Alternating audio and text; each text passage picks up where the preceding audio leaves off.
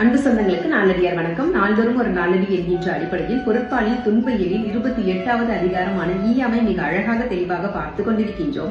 முந்தைய பாடலில் இம்மையில் பிறருக்கு ஒன்றும் ஈயாதவர் மறுமையில் அவர்களுக்கு துறப்புலக இன்பம் இல்லை என்பதை பற்றி பார்த்தாயிற்று. அதனைத் தொடர்ந்து இந்த பாடலில் சமண முனிவர்கள் எதை கூறப்போகிறார்கள் என்பதை பற்றி பார்க்கலாம். எந்த சிறிய அளவிலாவது தன்னால் முடிந்த அளவிற்கு சிற்றறம் செய்கின்றவர்கள் தலைமையானவர் ஆவார்கள் என்பதுதான் இந்த பாடல். அதாவது பிறகு செய்து கொள்ளலாம், பொருள் வரும்பொழுது செய்து கொள்ளலாம் என்று இருந்தால் அவர்கள் பழிக்கடலில் விழுந்து அழிவார்களாம். ஈபவர்கள் பெருமையும் ஈயாதவர்கள் சிறுமையும் அடைவார்கள் என்பதுதான் இந்த பாடல் சொல்ல வரும் கருத்து. இப்பொழுது நாம் பார்க்க வேண்டிய பாடல் எண் 272.